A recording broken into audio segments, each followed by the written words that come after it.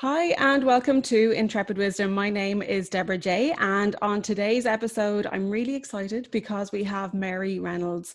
Mary is a Chelsea gold medal winning Irish landscape designer who has recently reformed. She's the best-selling author of The Garden Awakening, endorsed by none other than Jane Goodall. She's a nature activist, and some of her adventures have been documented in the 2016 movie Dare to be Wild. Mary is a proud patron of Wildlife Rehabilitation Ireland, and she strives to do as much as she can to re-educate people on how to live in harmony with nature in their own patch of land, encouraging us to become guardians and not gardeners. Mary is the founder of the Global Rewilding movement. We are the ARK, acts of restorative kindness to the earth. And she dreams of a patchwork quilt of nature with its caretaker guardians, spreading hope and life around the earth. Mary, you're so welcome. Thanks, Deborah. You're great to put this together. Fair play to you. I discovered you on a YouTube video going a while back, and you were talking essentially, I think it was Guardians, Not Gardeners is the actual video.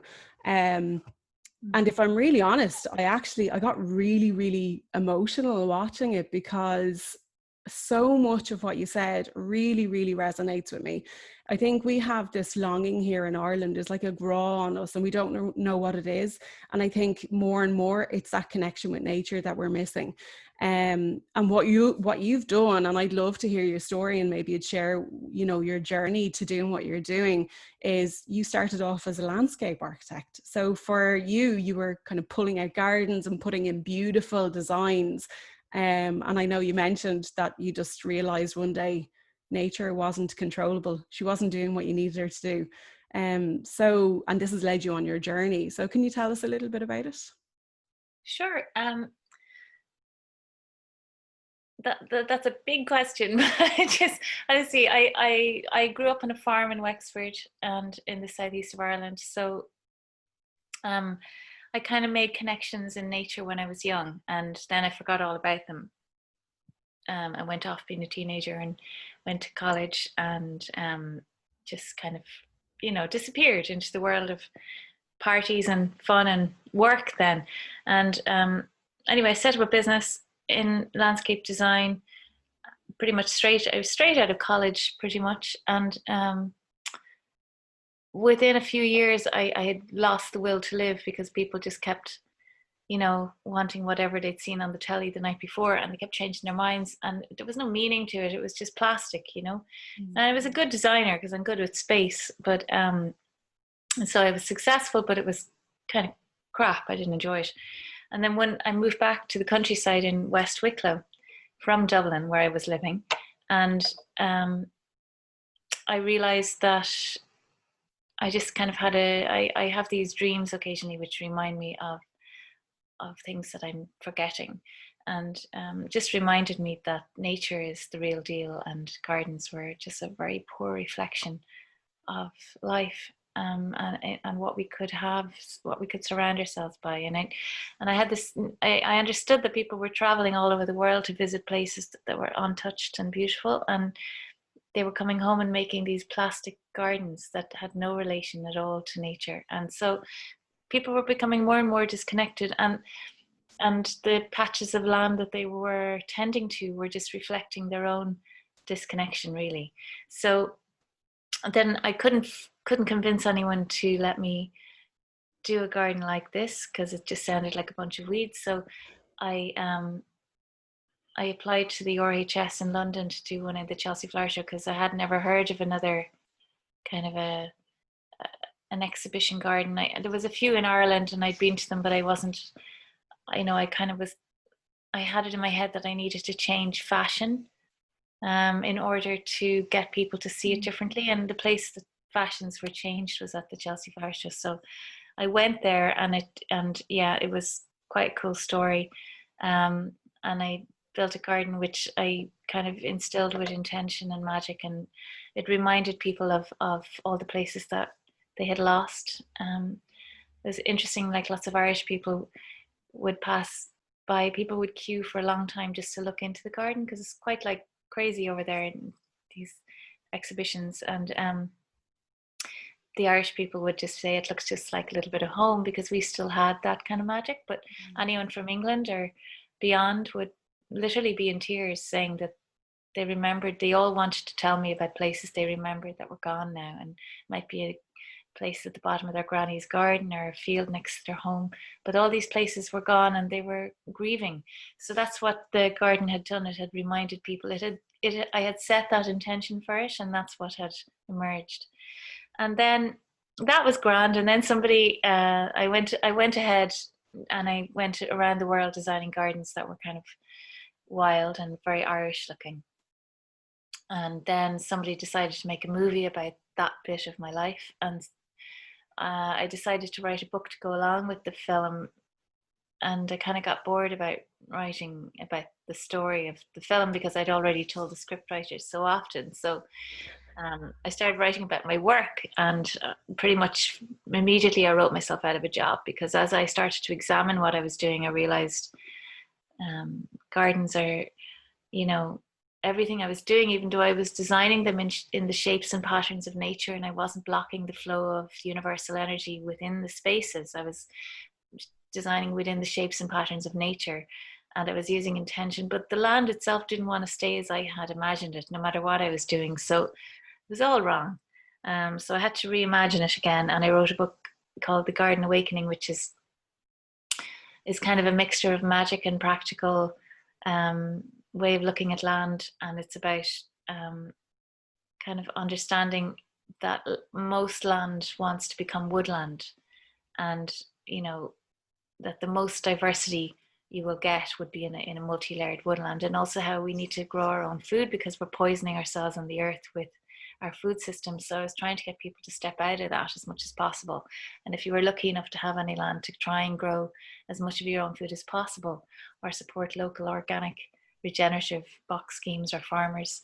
And then I was doing it in that book, I was doing it in a way that allowed it allowed the land to become a multi-storied diverse woodland, which is called forest gardening, which also grew multiple layers of food. And that was great. And then one day I was sitting at my window looking down over my garden. This was a year and a half ago now, I guess. And I saw a fox run past, and pretty quickly after him, a hare chasing the fox, which is unusual. And then a little while later, I noticed a hedgehog. I remember more than one hedgehog, but I think I imagined it now, running along by the edge of the hedge. And they're nocturnal, and it was winter, so they should have been hibernating. So I went outside to see where they were coming from, and I went up to the end of the lane, and there was this beautiful field, this little country road I live on, and this incredible thicket of a field across the way, which I'd always looked into, but you can never get into because it was so impenetrable. It was thick with gorse and brambles and really thorny trees. It was a real nursery, and like keep out. Nature was keeping everyone out, and a digger had gone in and cleared the whole thing, within minutes probably, to make way for a house. Neighbours had got planning permission at the top of the field, and they'd cleared the whole thing out to make a garden without any thought for all of the creatures that had called it home. And I was so horrified. I realized that was kind of the end of my career, because I'd done the same thing myself so many times, and I knew instantly that we have to give our land back to nature, that the wild creatures who we're so intrinsically and completely dependent upon, we need them to be well in order for us to get to stay here on this earth, because we're dependent on that whole system. And that web of life that we are completely dependent upon is collapsing, because we I don't know if we've just, I think a lot of us have forgotten that actually it's not just us we're sharing this earth with our support system. And if we're ignoring our life support system, we're gone. Now I know there was a program. Anyway, I went back inside and I set up We Are the ARK, and it just became a global movement almost instantly. And people are now, they either have an ARK or a garden, So it was a very simple concept. I have a very simple series of steps. I set it up with my friends Claire and Joe and Jen and Ruth, and they helped me put together all the the website and the kind of, you know, the Facebooky group and all those things that I have set up, they helped me do. And I wrote all this stuff and trying to turn it into a book, but I couldn't wait for a book. We're running out of time. So I just put it up, and I'm not asking people for anything. I'm asking them to put up their own signs, give as much of their land as they can back, even if it's only a window box full of native weed seeds. Anything you can do to support the creatures we're here to support, please do. And put up a sign saying this is an ARK with the website underneath, so that people passing by don't think it's a mess. They realize that there's actually a reason for it. And then I ask people to do things like put in ponds and leave dead wood around, and, you know, all the other things they can do to support wildlife, put them in there. And because we're missing, you know, the whole web of life can't be in a small space or a suburban garden or whatever it is, because you can't have the wolves, you can't have the, you know, the predators, the things that keep everything in balance. So we have to step in and do all that work to do the ecosystem services that are missing in order for the system to work and be as supportive as possible. So that's it, really. It's just amazing. It's just amazing. Like it's yeah, I feel in my body, like I even feel emotional, because I just feel it's such an important thing. Like it's really, really important at the moment. And you mentioned in one of your videos as well, like biodiversity and why it's so important. And like, I think we live in a society where and again, you've mentioned it before, this generational amnesia. I'm from Wexford as well, and so I'm a fellow Wexford woman. And I know growing up as well, like I'm 37, and growing up, I remember fields full of crows and birds, and, you know, the harvest would be done and there'd be birds and animals in the field. And I did an interview with Bill O'D recently, the mushroom expert, and he had said to me, you know, we don't really see that in the fields anymore because the farms are so laden with chemicals in the ground that when they do the tilling and all the natural topsoil is gone when they're doing the tilling and the harvesting or whatever, the birds are not interested in the field. And that is crazy. That to me was like, what? That's just crazy.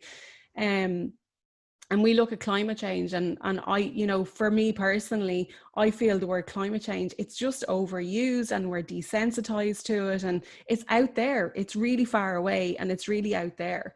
And you get very hopeless and despairing and like, what can I do? I'm one person and I'm living in a suburban area. But all of what you're saying, it's just small little differences. And if everybody did their small little difference, we'd see a huge change. Like we're seeing lots of bees and bumblebees and butterflies, I think, this year. Where are the wasps gone? There's loads of wasps missing. So I think we've done lots of bee bombs, and, you know, this was a bit of a buzz for a while doing all the bee bombs and that, but we're missing the point, because biodiversity is so much more intricate and it's woven so much more than, like, it's great what we're doing, but we need to be more aware, I feel, of the multi-level of it, of the symbiosis of it. And I know one thing I've struggled with, if you look at nature, is everything in nature has a purpose. A bird eats a berry, poops it out, goes into the ground, decomposes, feeds all the organisms under the ground, turns into another tree, comes up again, and the cycle happens over and over again. And we get it with all these different animals. But what are humans doing? You know? And you made a point about this, and I'd love to hear your opinion on that, because I think this is kind of part of what you're doing, the guardians, not gardens. Yeah, humans don't have a role here. I don't know. I mean, look, I just know that whatever our role was or ever was, I don't know, but it certainly isn't part of the web of life. But we can have a very positive effect on it. And we have kind of leaned into the earth so often over the years that actually we can have a hugely positive effect now, you know, with stone walls and things. You know, people have created habitats over the years, you know. But I think in order for us to stay here, because we won't get to stay here for much longer, I'd say we have about 10 years if we keep going about the way we are. And nobody's talking about that. In terms of the collapse of biodiversity, We have about 10 years. That's it. But Can but it's just unfortunate that it seems so overwhelming for people that they just shut down when they hear that. But Can you if make that part a little bit more real, Mary? Because I think that that's something that we say and then it's a sentence and we, you know, we're gone. Like, but for you, what's the more, not, I know I'm kind of detracting from the point, but while we're on it, why is that so important? What is that extinction? Why is it coming? Like, if you can put it into a little bit more of a bite-sized people, or bite-sized for people. Well, it's coming from lots of different angles. Okay, so there's it's like the perfect storm. So just to take a couple of them, one would be most of it is caused by industrial fishing and farming. So if you take insects, which have been wiped out, 75% reduction in their numbers since the Green Revolution kicked in the 70s. 75% reduction in insect numbers, which is falling rapidly at a much more rapid rate every year. They'll be gone very, very soon. And without insects, you break the food web completely. You won't, I mean, just to look at it from a selfish point of view, you won't have plants pollinated. If you don't have plants pollinated, then you won't have food for us, just from a selfish point of view. But if you don't have food for us, you don't have food for many other creatures. Like a lot of mammals live on insects. A lot of amphibians live on insects. Insects are just incredibly important in so many different ways. So without them, everything goes. Within 2 years, everything will be gone. So you know, if we keep going at this rate, or keep trying to pull things back at a very, very short, you know, small, by a small number every year, just to keep the corporations happy, we're screwed. You know, so really, what the work of Polly Higgins and ecocide law is really where I would see the most hope, by somehow getting it into all the different constitutions in the world, that, you know, it's a crime to damage nature, a criminal, not like, because corporations, yeah, they have to pay fines when they do damage, but they just work that into their budget. So if they actually, it's turned into criminal law, then that will have an effect, and that's very important. So just the others, okay, just like a couple of other things, like the topsoil. Again, we're at this number of 75%. 75% of all our topsoil has been washed into the sea because of ploughing and you know, desertification, basically removal of trees and disturbance of soil. And so that is being washed away. The minute a rain hits it, it runs into the local ditches and streams and silts up the rivers, causing flooding. You know, it's so obvious to anybody who has any bit of a brain in them. And instead they're building all these walls rather than dealing with the issues. And that's not a solution. So the topsoil will be gone pretty soon. The UN announced that in 2012, that there was, I think they said there was 60 harvests left in the world in 2012. And that's 2 harvests a year. So, you know, when all the topsoil is gone, we're gone too. So, you know, it's another perfect storm. And then earthworms are being wiped out at a massive rate because of all the chemicals being applied on the land. You know, one spray of glyphosate on a field will kill over 50% of the earthworms immediately. Anyway, when earthworms are gone, because there's no aeration, now this is in places where the earthworms are native, like some places they're not, but they will, the structure of the earth collapses, and I think we have about 18 months left at that point then. So yes, that's all very dark and dreary, but there is hope, and it's not too late, but it's getting pretty close to the line, you know. But the only thing I've ever come across that's actually making a difference in a real way is We Are the ARK. Because what happens is people take it. I'm not saying we're the only people making a difference. Sorry, that sounds really weird. What I'm saying is it actually gave me some hope, you know? And because what happens is people take a little piece of their land, they see all these creatures returning very, very quickly, and they expand it because they suddenly see the value in it, and they feel their family has expanded to include it, and it's really positive and really exciting. And then what happens is they become really protective of that piece of land, and they get rid of the stupid lawns. They take out all the pretty plants that have no value to supporting all the creatures that are living there, and they put in native plants, or allow the native weed seeds to emerge from the earth, which is actually what we really need, is to reboot the ecosystem using our weeds. Weeds are, in my book, much more positive than plants, you know. And so they become warriors, you know, and then they go out walking in their neighborhoods and they see all these stupid green places that are kept controlled for no reason other than we've never thought about it.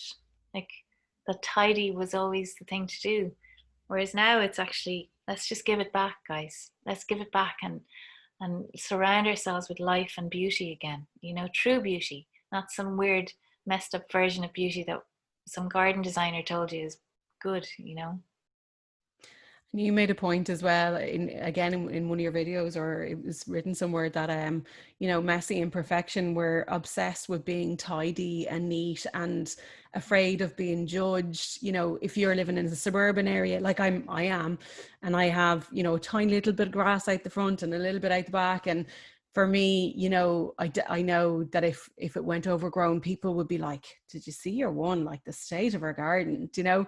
And that's why I love the fact that when you put a sign up saying we are the ARK, it's like, I'm not messy, I have a purpose, you know, so it definitely does help. And I love that. But you also made a point about, you know, the land being, you know, the femininity, and also how women nowadays are, you know, meant to be very preened and perfect, and their appearance to be, you know, manicured like our gardens as well, which I thought was lovely. And then you mentioned, you know, in terms of traditional Ireland myths, legends, you know, the people who came before. I did mad dream last night, probably because we were going to do this interview, and I was at the top of a hill, and there was like hundreds and thousands of what looked like druids standing there looking at me, like wanting to march towards me, as if to say, yeah, you can hear us, like, you know. And it was crazy. But can you explain some of the myths or legends around our land and how our land was protected and perceived to be protected by these guardians? Well, I guess myths or legends to me are kind of messages from our ancestors. And I love Sharon Blackie's work. I don't know if you've ever come across her, but this is how I kind of started to read into all this stuff as well a long time ago. But there was an understanding that, you know, I mean, like in Ireland we have the Morrigan. She is perceived as this dark crow warlike goddess, but actually she wasn't like that. She was the keeper of the wells. She was, you know, the watcher of the waters, the woods, the mountains, and she emerged as a crow to keep an eye on things. But she was kind of like the guardian of the earth, and I suppose the embodiment of the earth. And then when men started attacking, destroying the earth, she became angry, and she kind of got turned into a war goddess. She was, you know, and her and so that's how we remember her. Like in England they call her Morgana, I think. And there's different names for the same characters all over the world, you know. But we were, you know, there was always this understanding, particularly in Ireland, that the earth was the embodiment of the feminine, and the leader of you know, the chieftain, or the leader of men as such people, would have been considered that he was married to the earth, to the land, to Ireland. And there would have been these mad kind of rituals called Banishri, which were carried out every year. And he would have to symbolically marry the land and make a kind of a promise to take care of the land, and in return she would take care of all the people and provide them with abundance and shelter. But when that promise was broken, and this was foretold by the myths that the land would become the wasteland, and that's what we have now. We have no leadership. There's no leaders out there, not in the political world. There's some people coming up, I see, from the sidelines, but there certainly isn't any in power. And you just wonder, we can't wait for them to do it. We have to lead them. And generally that's what happens with politicians, is they're led by us. It's just unfortunately at the moment, because none of us have the power or the strength to take it on, because we're all exhausted most of the time with what's going on. But they listen to corporations and lobby groups instead. And that's what's leading us now is, and you'd wonder, like, did these people not live on the same planet? Do they think they're going to go live on Mars? I know Simon Coveney announced in 2012 that we have 60 harvests left in the world. So I know that they don't not have the knowledge. I've often wondered that as well.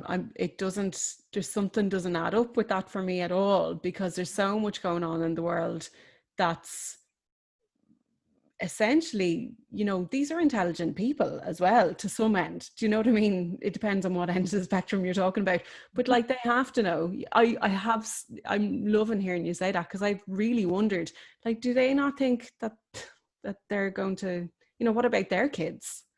Are they not worried about the future for their kids? Because they must know what's going on. I imagine they do know. And I've spoken to a few of them, and I'm not going to name any names. And their response is, it's too late. It's too hard to change, which is a terrible. It's just very depressing that our political leadership thinks that there's no point. So if you're dealing with people that think like that, then how do you empower everyone? So it doesn't take much to shift the consciousness of people. So if people are constantly watching the news now, and they're constantly stuck in fear. So the mass consciousness is one of fear and kind of disempowerment. And so it's like, okay, well, how would you empower people? And if they're stuck at home, if they can rewild their own patch of this earth, because the earth is a mirror reflection, and this was understood by our ancestors, and it was always kind of told to us, whispered to us through the myths, that the land is just a reflection of who we are. And the earth is like this big heart, and it was shattered into millions and tiny pieces when we started looking at her in terms of ownership instead of in terms of guardianship. We lost our integrity, and so any of us that have one of those little pieces of this heart to look after, we can kind of heal it, okay? And we can put this heart back together like a jigsaw. And it only takes 3.14% of a population to shift in consciousness before everybody shifts like that. So it's not impossible. And something like the ARK movement is really positive, because it does wake people up. Once they see how quickly nature recovers, once they help or actually step in and help, then it empowers people to think we can do this.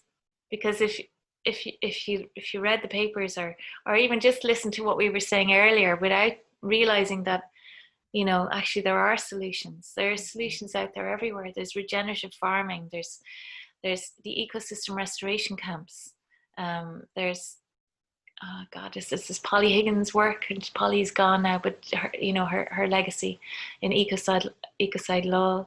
There's oh my God, I can't think of any solutions right now, but they're all generally in farming and fishing. I mean, there's people doing wonderful work with coral restoration and working with local communities to develop different ways of managing economies locally, rather than overfishing and leaving places dead, and how quickly it gets restored, and how quickly life comes back to the seas or to the rivers or to the land. Like, that's the hope.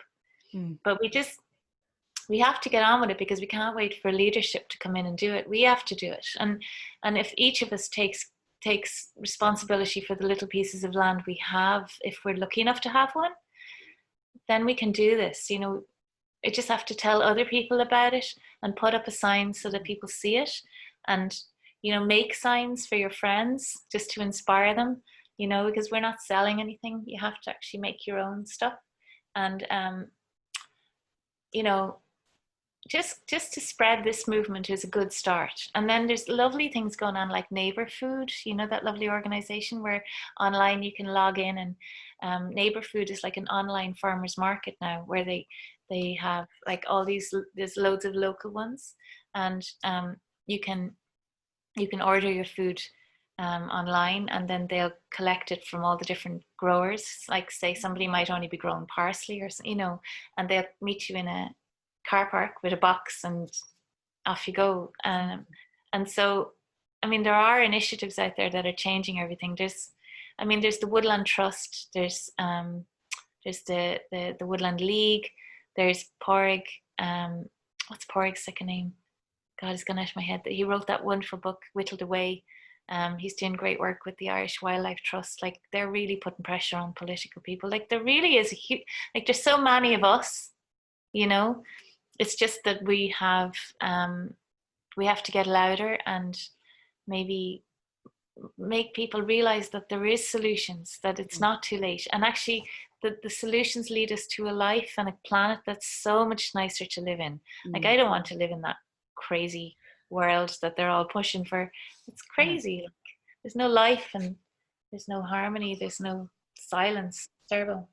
And it is, like, that's the thing as well. Like, you know, it's the hope that we need to hear about. Definitely, there's so much fear going on at the moment. But you also had mentioned, you know, things come back so quickly. Like, during the whole issue that we had in the world there a couple of months ago, but during COVID, the world, everybody commented about how the world came back so quickly. Like, personally, I think, wouldn't it be amazing if there was like a celebrated World Day where everybody had 1 week off to stay in their homes, don't go anywhere, and let nature come back? Like, how amazing would that be? Like, it'd be stunning. The world just comes back so quickly. And I just think it wouldn't really make any difference, because we've pushed all those things back again now, you know, and that's really only thinking about us and getting to see a bit of nature for a while, you know. And actually, what we need to do is we need to get out of the car system. We need to learn how to develop a local, walkable, sustainable economy, you know. And we have to stop with the cars. We have to stop with the roads. We have to have a shit hot public transport system, and everything else should be bikes and walking. The rest is a joke, because wildlife hasn't a chance. So many bloody roads here in Ireland, for example. Sure, they haven't a hope. I mean, it would be so simple if they even thought slightly outside the box to put wildlife bridges and tunnels in, but they don't see any value in them. And what, I don't know if it's lack of education or lack of understanding, that they don't realize that without those creatures, we don't get to stay here. So it is a shift in kind of understanding that we need to, it's that concept called shifting baseline syndrome, isn't it? Like, I was just about to ask you about it. Yeah. I mean, the sky used to go black with migrating birds, block out the sun for a few seconds, you know. And same with butterflies, you know, the land used to be hopping. I mean, when I was young, when it was still dark in the mornings, I'd go out when the older kids were getting ready for school. And I remember this, I'd collect a bucket of hedgehogs in the garden to play with. I mean, God love them, you know, and sure, I didn't know any better. But the fact was, I could collect them, you know. You know, if you see a hedgehog now, and I suppose, I know it was probably the same family that I was torturing, you know, thinking about, because they tend to have quite a large territory.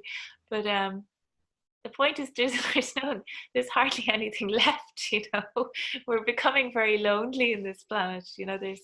We're missing all these magical creatures that are everywhere. I mean, you can't even, anything you can imagine is out there, you know, already. The craziest looking yolks that you've ever imagined, they're all out there. Um, I mean, the concept, I can never understand this crazy concept of all these rich white owl fellas wanting to go to the moon, like, and spending all this money on going into outer space when we live in this complete Eden of magic. And, you know, it's like almost like that kind of fast fashion or something. Well, yeah, we kind of destroyed that planet, so feck it. We just move on, yeah, and move on to the next one so we can destroy that one too. Yeah, absolutely. There's nowhere to go, guys. You know, we're kind of stuck here, and you know, we can make this into Eden again. We can just little bit by little bit. I think it's up to each of us. But Deborah, I mean, think about it. 10 years ago, people weren't having these conversations, you know. So I do think there's an understanding that you know, that there is hope, and that we have to do it ourselves, and we can't wait for them. I mean, all that Paris Agreement climate backslapping rubbish, they haven't done anything. Like, that's what I'm saying. There's a lot of it which is like, I don't know, I'll probably be backlashed for saying this, but when it comes to climate change, I think that it's a lot of show, but there's not as much, like, in terms of the backyard stuff. I'm always trying to talk about the backyard stuff because I think that that's where we can start. And as I said, I know personally all I can give is my own opinion, but you know, when it comes to climate change and it's spoken about out here and it's such a huge big thing, I feel insignificant, small, and completely overwhelmed, and feel like I lack all the skills, knowledge, and know-how to even do anything. But I have a yard. I can do something with a yard. You know, I've got friends, I've got family. I can talk to them and see what they would do, you know, or just even doing these podcasts to just, and I've said it in a couple of podcasts already, you know, to see nature then more than just a backdrop to a really nice selfie or photograph. Like, it's living and it's alive and it's wild. And even you had mentioned as well one of your stories about a van when you were, do you remember this? You were doing a TV show, I think it was, and you went off and you collected a big lump of wood from an oak tree. And I was like, oh my God, do you know, I'd love you to tell the story, because nature, if we can slow down, nature itself is very slow. It goes season by season. It goes really, really slow. And so the energy of nature, from my understanding, is it is very slow. If you want to connect with nature, you have to slow down and meet the patterns and meet the rhythm and meet the same energy or frequency wave. Do you know, you can't get a radio reception on a higher frequency if it's on a lower frequency. You have to come down to the frequency to be able to tune into it. And I think the relationship with nature is, you know, we would understand it more, we would feel it more, we'd energetically connect more if we could just slow down. And our lives are so sped up and so fast. But there is a relationship to be had. And I'd love you to tell your story about the van and that job, because I remember the story about the van, but I'll try. What was that story? You were doing a TV show. I think it was one of those makeovers. Yeah, and it was a makeover, and there was no money, there was no budget. It was one of the first one. I think it was probably the first one I'd ever done. It was for RT. And anyway, yeah, I remember driving past this woodland in Kildare on the way to the garden I was working on. I had a new little van. I had a little van, little blue Ford something, and it was brand new. And anyway, I kind of screeched to a halt because I kind of saw, you know, this was 25 years ago, I'd say, and there was this really beautiful kind of shapely piece of wood, like a twig, not a twig. I'd say, you know, in retrospect, it was probably an ivy stem, which was very old and very twisty. But I decided it'd look really cool in the garden anyway. So I went up. I don't know what it was actually. I don't know what it was, but I picked it up. I ran up the hill. I stopped the car, pulled it in, ran up the hill, picked up the stick, and just walked back towards the car. But I remember I kind of got this overwhelming kind of cloud came down over me of feeling like it was like that feeling of like, you know, if you'd done something bad when you were young and your mother, like that Irish mammy kind of, you know, you're in for it, right? It was kind of that kind of a feeling, I remember. And then I was walking back towards the car and I knew I shouldn't be taking the stick. But at that point in my life, I still hadn't really, I suppose, accepted or remembered or whatever it was that nature was real and alive and full of spirit and personality, and each piece of land has personality and spirit, and each creature, rooted or unrooted, has the same as us, you know. And anyway, I was walking back with absolutely no respect or concept of what I was doing, and I put it into the car knowing I shouldn't be doing it. I did it anyway and sat into the car and turned on the car, and it wouldn't work. It just would not work. And it was a new van. It was nothing wrong with it. Like, it was literally a week old or something.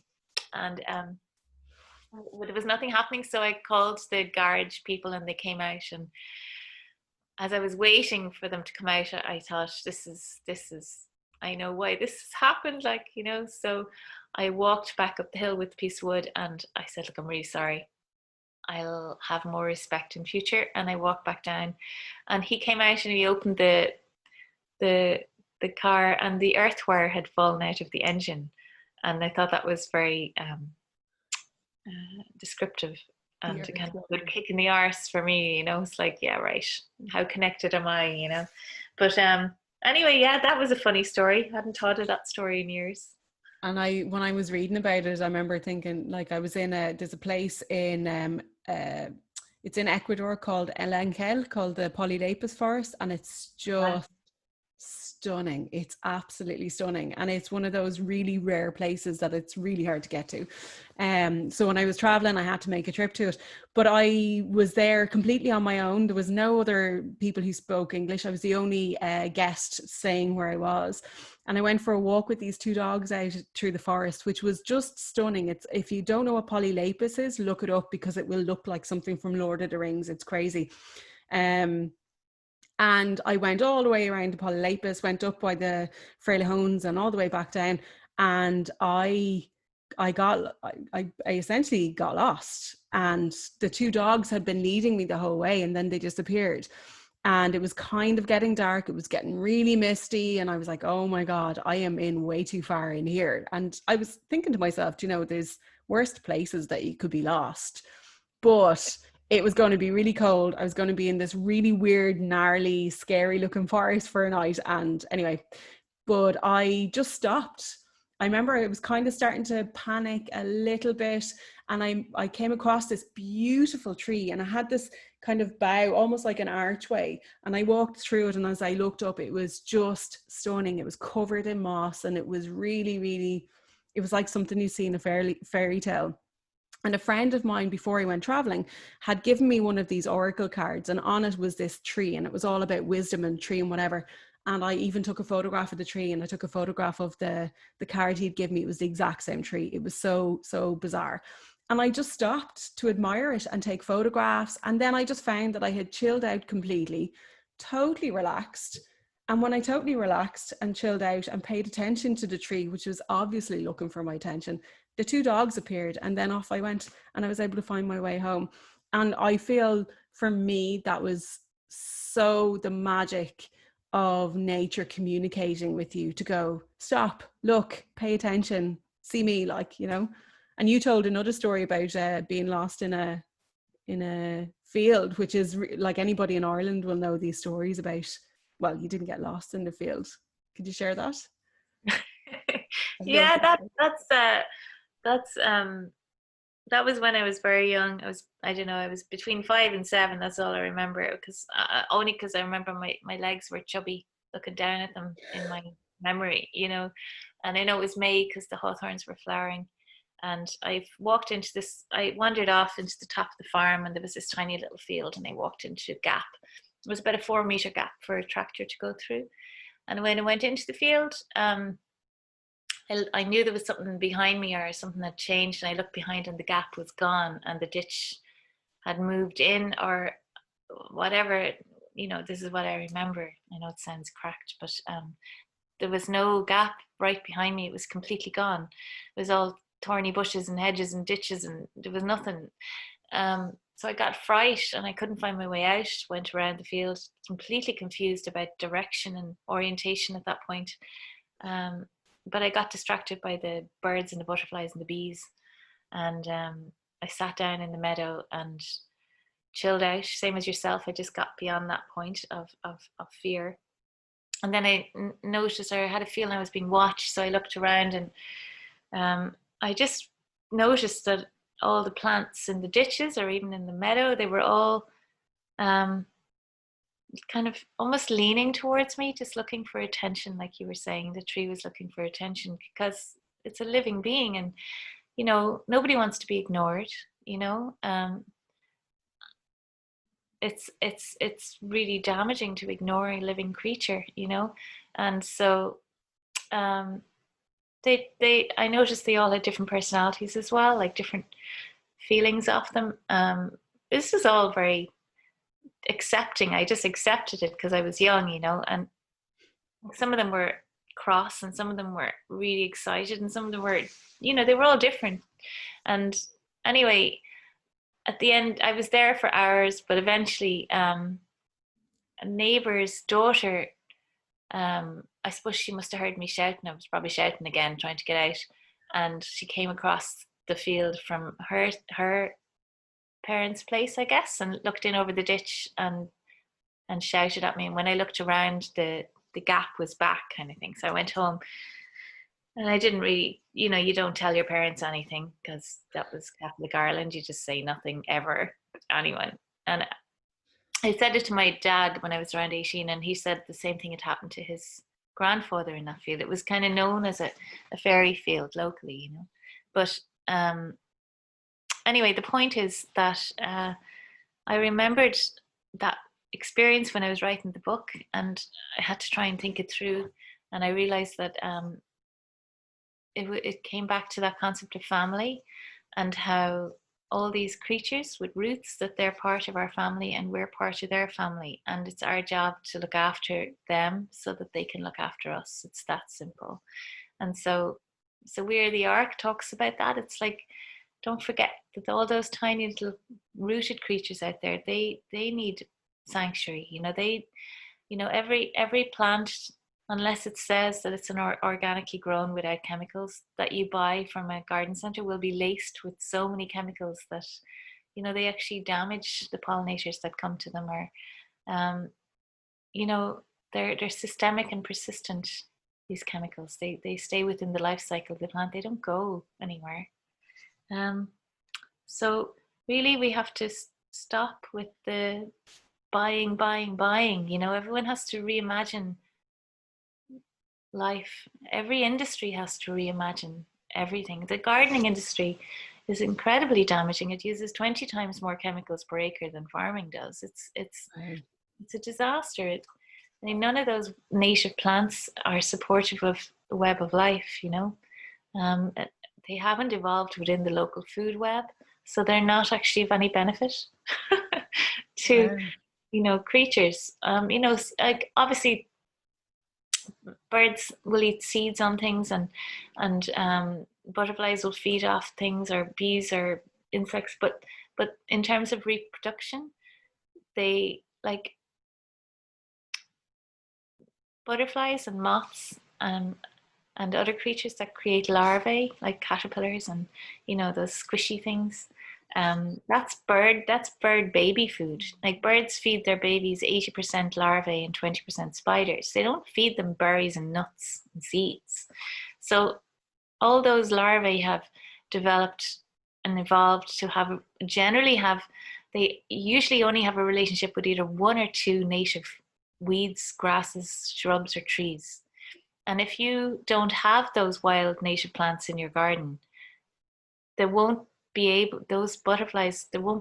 of those butterflies or moths, and there won't be any food for the baby birds. In one nest of baby birds, for 6 weeks, the mum and dad have to collect up between 300 and 800 larvae a day to feed their babies. Wow. And where are they going to find them if there's no plants that the larvae can feed on? So people have to stop thinking in terms of how much benefit it is to us to see these things. We have to start thinking, and how can we help them? You know, just having a bird table isn't enough. That's not good enough. That's really very narrow thinking. They have to think about, how can I help these? How can I create homes for them, food for them, sanctuary? Um, do what you can, you know. It doesn't take that much. And it's a bit like, if you want to kind of give a human comparison to it, just what was coming into my mind was, you know, we don't like GMO food. We don't, in fact, in Europe, we're not really supposed to have GMO food, so the genetically modified, because we're not getting nutrition from it. All we're getting is chemicals. It's not good for our body and all the rest of it. If we're buying a plant from a garden centre that doesn't maybe use organic fertilizers, or, you know, that's not using chemicals on them or whatever, if it's using chemicals, essentially we're giving insects GMO food. Would that be a fair enough way of looking at it? So if we're not going to want to eat GMO food, we don't want to give that to the insects. But it's a kind of a funny way of putting it. Oh my gosh. Well, pretty much every animal in Ireland is fed GMO grain for most of the winter. And so that doesn't make any sense. If you look at any of the processed foods in the supermarket, it has modified maize starch in it. If you look at your yogurts or your sauces or whatever, you have to really be careful to avoid that stuff now, you know. But yeah, in comparison, I don't know, that's a kind of funny comparison. So but yeah, no, of course they don't want to be poisoned no more than we do. You know? If we were to get like, aren't there seed suppliers that give like their natural native seeds? You can buy actual, like they're organic and they're natural wild native seeds. Well, there are good seed suppliers in Ireland. There's Seed Savers. There's Brown Envelope Seeds. There's the Irish. There's Sandro Cafoli has Irish. I think it's Irish Wildflowers in Carlow. Um, Designed by Nature, I think is called his name of his company, and they are locally sourced, heritage, open pollinated seeds, all native, and yeah, don't. I mean, there's 5,000 weed seeds in every square foot of soil, and that's our native wildflowers. It's those things that come up that, if you know, we have to take out. I do ask people to take out non-native invasive plants, because they don't know how to share here, and they take over and they reduce the diversity massively. So people think like rhododendron is really pretty in the hills, but actually it poisons bees when they collect the pollen from them, and it won't allow natural regeneration of any of the oak seedlings or the yew seedlings or any of the native plants, because they do so well here. They take over completely. Wow. And it's very difficult to get rid of them once they get a foothold. So I'd ask people not to bring in, if they can just populate their garden with native plants. They can take cuttings from local hedgerows or from their friends. You know, there are going to be garden centres that will stock native plants, that they will have to start moving towards organic native plants, and they'll have to reimagine themselves. I mean, everyone's going to have to start growing their own food at some point, or at least if you're lucky enough to have enough land to do that, you know. And so garden centres could reinvent themselves in so many different ways, but they're only going to do that if we demand it. Yeah, well, that's the way it works. And yeah, you know, take it. You don't have to buy anything. It's all in the earth, you know. Unless it's damaged soil, or you know, it's very disconnected from local ecosystems, then you do have to supplement and bring stuff in to help reboot that system. So what I'm going to do is I'm going to put links in below of all the stuff that we're talking about, so people can kind of have a look and they can delve into that. If people wanted to contact you directly to get involved or to find out more, how can they contact you? What's the best way for people to get involved? We are the ARK.org. It's ARK, Acts of Restorative Kindness to the Earth. So we are the ARK.org. And then there's a Facebook group link from there. And there's a really active there's loads of people really interacting and sharing pictures of their arks and their signs and all those things. And so that's a really nice way to get involved.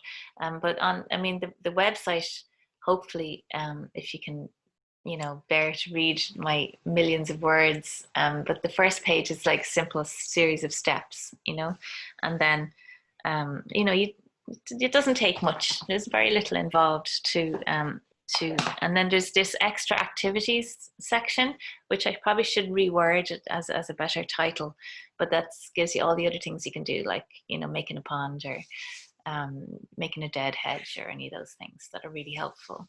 So yeah, it's just aimed at, that's how you would do it if you want to. Yeah. Perfect. If you want to get in touch. But I also have my own website, which is marymary.ie. But it's loads of ways. That's hard to get.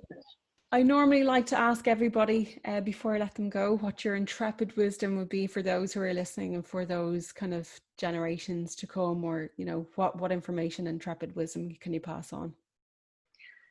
I don't know if I have any. You have tons. I don't know if I do. Some days I think I know nothing, and some days I think I might know something, but mostly I think I know nothing.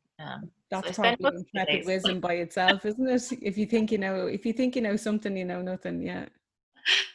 No, I don't know. I mean, just maybe just try it out. Just take a little piece of your land, or go and dig up some topsoil from a friendly neighbor and fill a window box and see what comes out of it. Yeah. It's fun. Yeah. It's fun to see all the creatures coming to share, and if you can make holes in your hedges or in your fences or in your walls so that hedgehogs can come in, make sure that they're structurally sound and do it properly so that you don't collapse any. But or replace them with living walls, hedges, so that creatures can move and they've access to your place. And that's it. I mean, myself and Claire and Joe have this Irish forest garden in Wexford, and we developed it over the last 5 years. It's really amazing. It used to be just this dead kind of horse paddock. It's 4 acres, and there was nothing there but grass. And we made a forest garden, and then we made it into an ARK. And from having nothing there, now they have owls. They have every imaginable insect, hedgehogs, foxes. In how many years? Well, the forest garden is 5 years old now. You only really find them on Instagram at the Irish Forest Garden, but it's really magical to see, like Claire just photographs and videos, this incredible array of creatures that come into our garden every day. And how soon would people need to leave something go wild before they start to see a little bit more wildlife coming in? That's probably a bit of a... It's almost overnight, though. It's really interesting. It's almost like they know that there's somewhere safe. It doesn't take long, I mean, certainly within a few months of growth, you'll find all sorts of things have turned up, and you'll wonder how in God's name they got there, Yeah.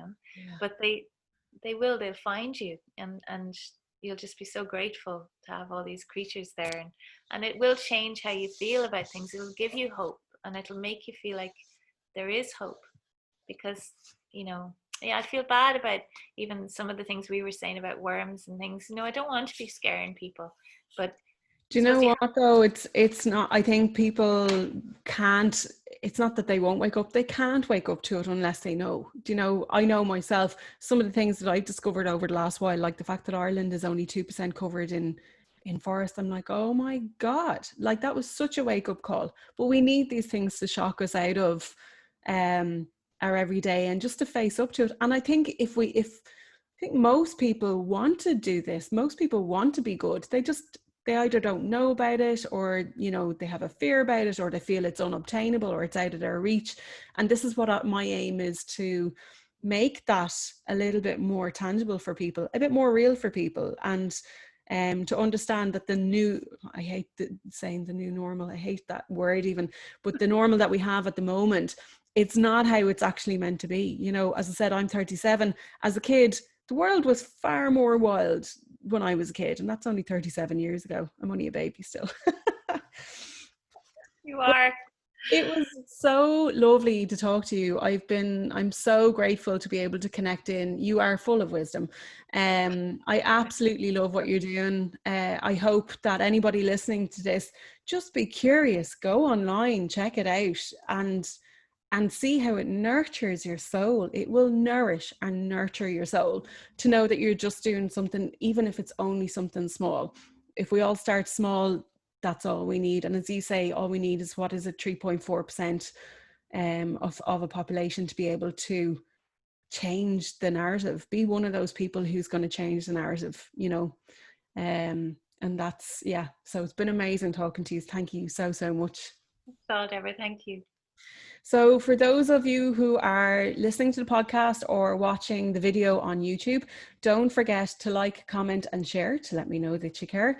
To stay up to date, hit the subscribe button and the bell to receive notifications of any new episodes. And for podcast links, check out intrepidwisdom.com and be sure to follow us on Facebook and Instagram. And in the meantime, stay curious.